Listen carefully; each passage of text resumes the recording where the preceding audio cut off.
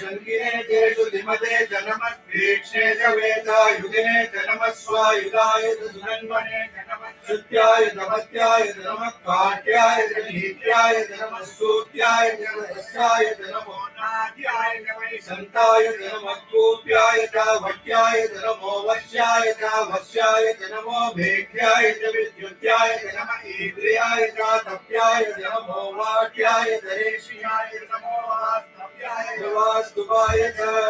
We call upon His Holiness Sri Ram Prabhudas Charan Swamiji, who is a member of the ISKCON Society, to please give a beautiful introduction of our guest speaker today. So, over to Maharaj, please.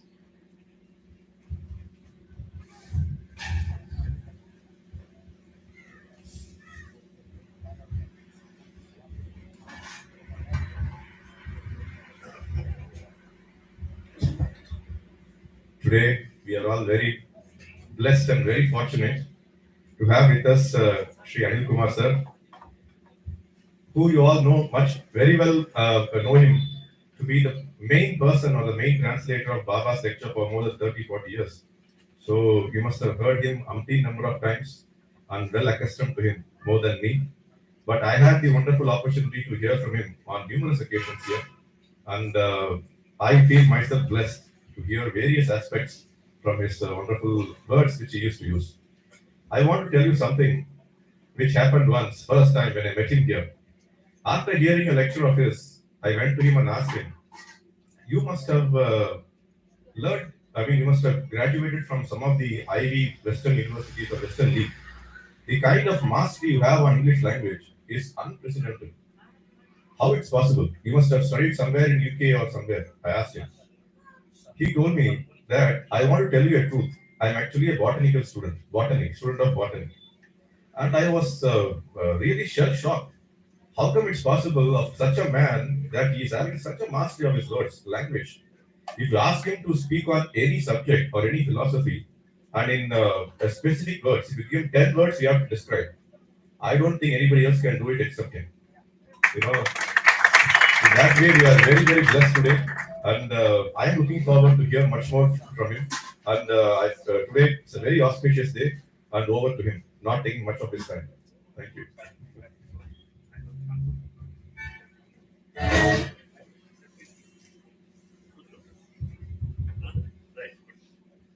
Hara Shiva Shankara Shankara Shekhara Hara Bhum Bhum Bhum Bolo Hara Shiva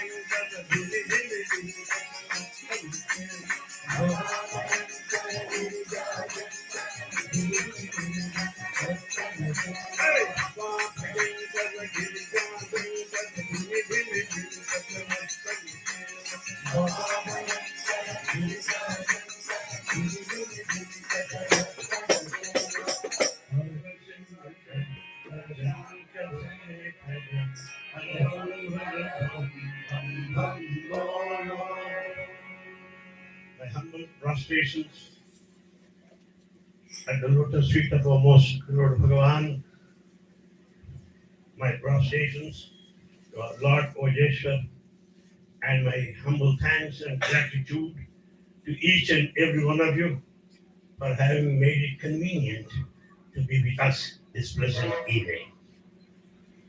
Thank you, Swamiji, for your fine words of introduction. I wish I deserve them all. Just a thought, an extension to what you said. Somebody asked me, Anil Kumar, how do you translate so fast, keeping pace with Bhagavan? Because Bhagavan's speed, momentum, of jet speed. To keep pace with that is not an ordinary joke. How do you do that, they said? Because I dare not ask him to repeat. And I have no courage to tell him, Swami, please slow down. I cannot do that. Therefore, there is no other way. Enough of air into the room so that you won't sweat much. So close it. I feel very cold. I said, I understood it, brother. Then I said, Swami, today, let there not be discourse. Because every day he's giving discourse. Today, let us not have discourse. You know what he said? So you give a discourse. So you go. Swami. Therefore, nothing mundane, nothing ephemeral, nothing worldly, nothing sensual would affect him. The Cenician won't affect him because he is the one beyond. He is the one beyond. And as you know, Lord Shiva has 3 eyes, 2 and a third at the center. You know what Swami's joke? If you see anybody with 3 eyes, can you look at him? Impossible. How does a man of 3 eyes look at you? Only 2 eyes. Third eye, what is he going to do? Is he going to keep it closed? Or is he going to open? What is going to do with the third eye? That is all a story. That's all a story. The real point is the both eyes, one the sun, the other the moon, and the central eye is the fire. The central is the fire. That's what Bhagavan said. There's one scholar by name Kamadhan, a very great scholar. With scholarship in every branch of Veda. And he knows all Puranas. And he approached Swami and said, Swami, you tell so many stories about Ramachandra. They are not there in the original text of Ramayana, Swami. They are not there. And he tells Swami, yours are only your stories. They are not from Ramayana. You know what Baba said? Important answer. Valmiki wrote what he knows about Rama.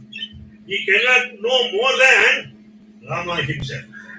He cannot know more than Rama himself. So he cut him out shakti.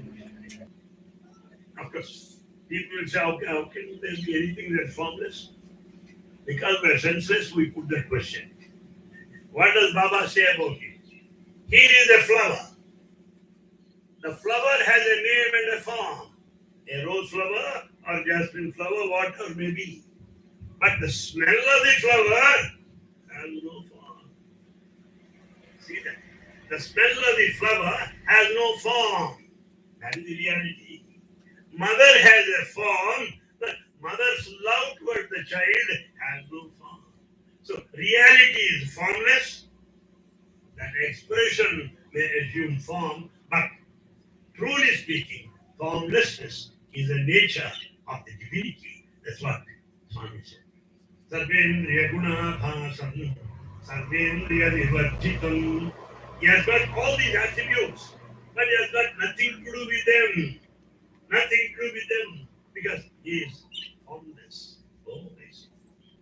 And Shiva is also a personality attributeless, nirguna, nirakara, and nirguna, no attributes. Because if you say he has attributes, he is partial. He is partial, no attributes at all. If you say he is compassionate, it means he must be good, cruel to somebody else. If you say he is kind, he must be unkind to somebody. Because these attributes that we speak, maybe the grace or kindness or compassion, they are all dual. Because they have an opposite term also. If you say he's a good fellow, there must be another bad fellow also there. Open his palm like that. Right. What is here? Nothing, son. Huh? Nothing. Nothing is everything. Nothing is everything. That's what Baba is. Nothing is everything. And everything is. Read some book and start speaking about it. It's not your own. Knowledge is second-hand information. Knowledge is borrowed. Knowledge is not original. But wisdom is original. Wisdom is something different from knowledge. Knowledge is collected. Wisdom is inborn. Knowledge is borrowed. Wisdom is native, nascent, original, created. That's what wisdom is. The reality is something beyond. And so he created, and Bhagavatam was wonderstruck. And then they went to the Shiva temple, and Swami utilized diamond. And got this diamond stuck to Shiva's Shivalinga. And this man started out. No metal can be stuck to a stone. Shiva is a stone. Shivalinga. How do you attach the diamond to that? Impossible.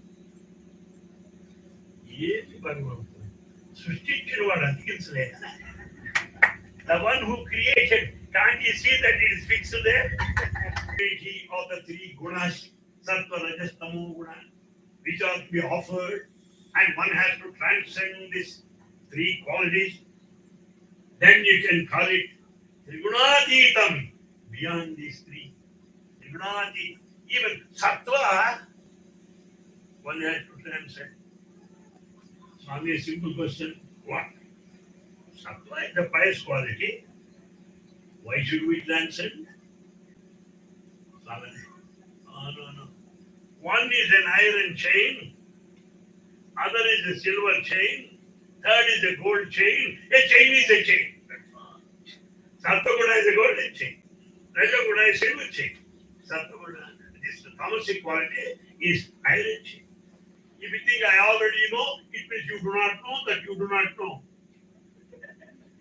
You do not know that you do not know. How do I say that? About Nandi, he gave two interpretations. One interpretation is Nandi is individual soul, Jivatma. Lord Shiva is Paramatma. See that? Jivatma and Paramatma. Identification, the unification of the universal self and the individual self.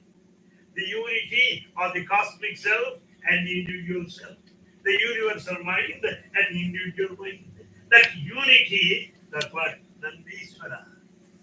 Nandi is a beautiful explanation. Alright, Swami, what is he doing? Identification, okay. What job he has? Swami says, he looks straight at the Lord Shiva. Nandi always faces Shiva. He is not disturbed that way, this way.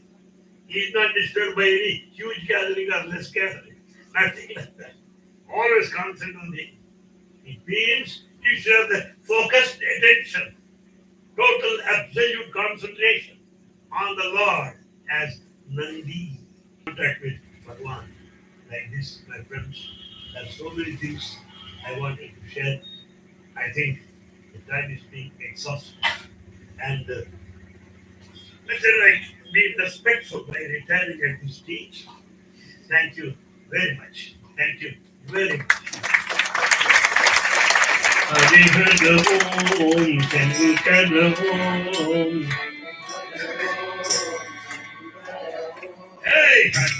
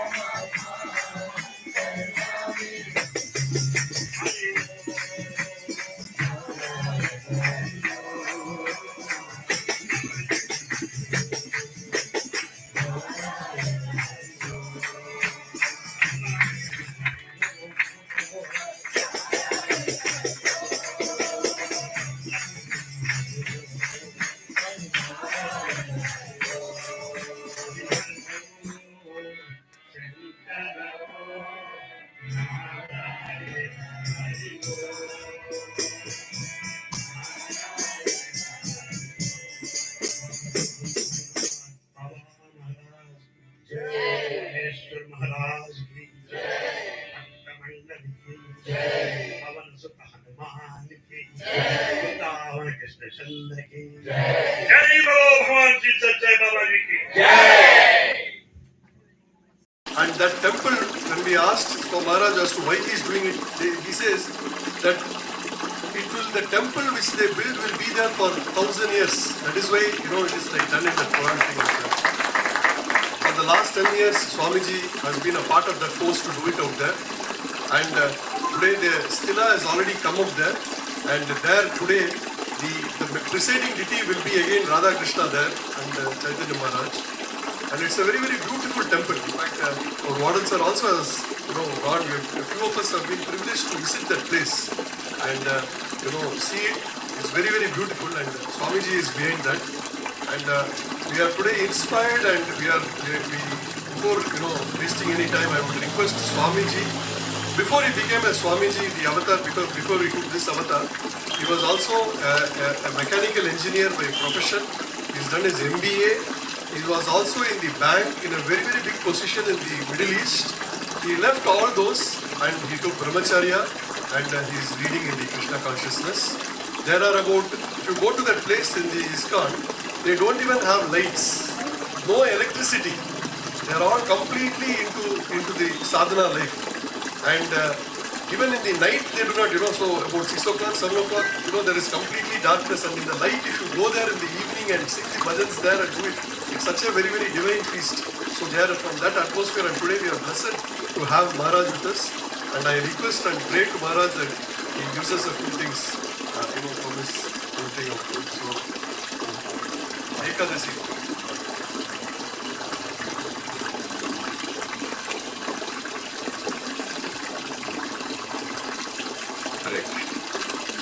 To share love, first I must have. It's there. Fortunately for all of us, the same love, divine love, is unlimited love. But we limit it by attaching ourselves to body, considering that I am only the body. When love is understood, what is divine love, that alone expands. Otherwise it becomes a contraction, which dies down with the body. So what is the expansion love? Expansion love is to find out that how Swami used to love unconditional. Swami says he has taken 3 vows. First vow, he says he is going to give and give, never to receive anything from anyone. And it is unconditional.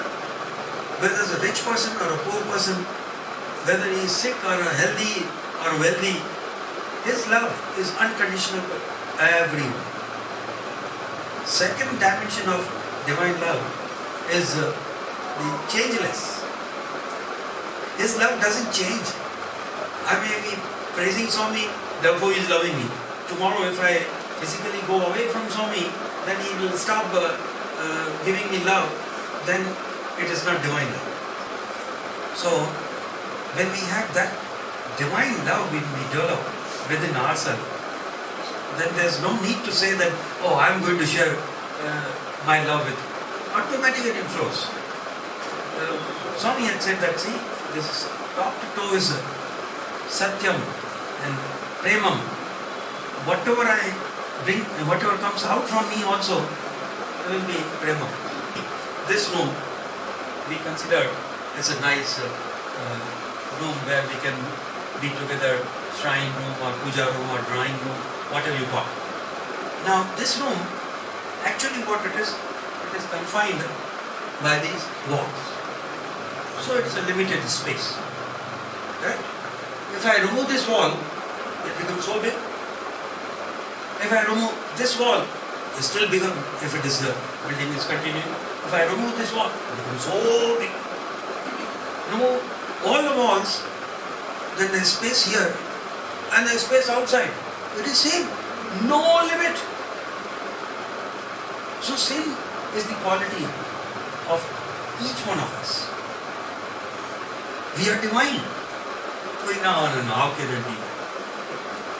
So when some of you are trying to come closer, same Atma, you, me, all of us are just a manifestation. This room telling that, see how I am decorated, So, what you are actually, you are limited space. Whereas other room, no, it's a bathroom, dirty. That is also a space. And if bathroom is not there, will you be able to live here comfortably? Everybody has an important role to play in our lives. We don't hate because of his external appearance or his the business or whatever dealings the person has. No, it is also same. When you see from the space angle, or when you see now from Atma or Paramatma, whatever name you say, God, love, it's same. One Swami told us that in every human being, when you touch the core of human heart, it's divine, pure love. It's like gold. Thought came to me that as such, my routine used to be, Swami had told once, that now Smaran is the best way. Continue.